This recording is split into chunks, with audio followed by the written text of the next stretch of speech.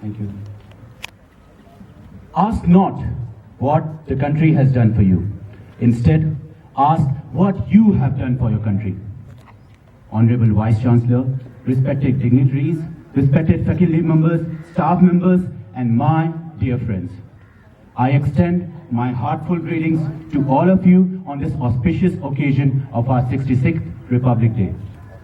Yet another year to mark the eve of our national and constitutional freedom.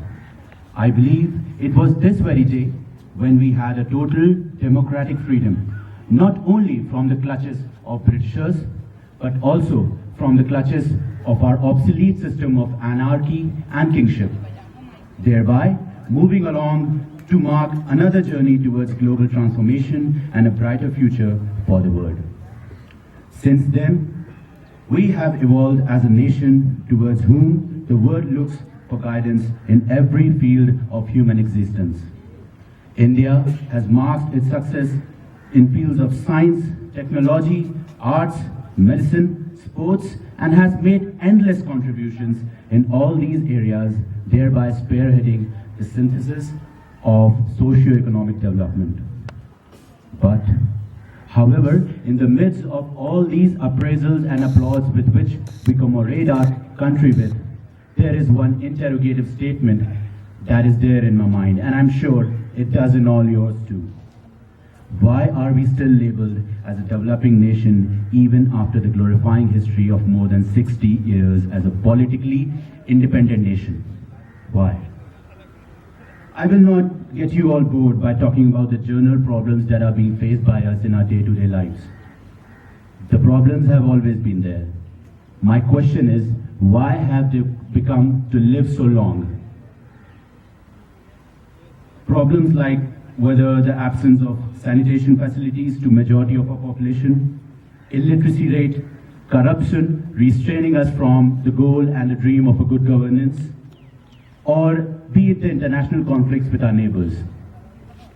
Don't you feel all these make us still not ready to face the challenges on a global front? I think so. Now, there's one more question. Who is to be blamed? I? You?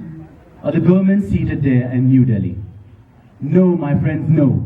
It is we, the youth of this nation, who infiltrate more than 65% of our national population, is to see and gauge the prevailing conditions.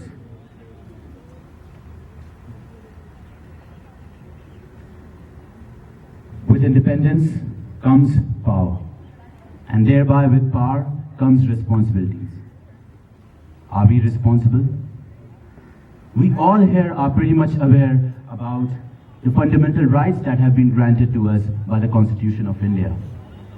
I halt here to ask each one of you present here, how many of us are actually aware about the fundamental duties? Thereby, integrity is very critical. As a citizen of a great country like India, it is now our duty, my friends, to act in unison, to act with nothing but a sense of total and national integrity. Our Prime Minister has already told us that the goal of a good governance cannot be attained until our very own active participation is present and registered there in the formation and working up of the government.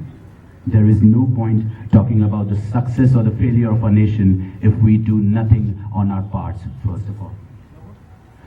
We have broken the shackles of religion, caste, and creed, not in totality, but to a considerable scale. And thereby, a great, great journey lies ahead of us.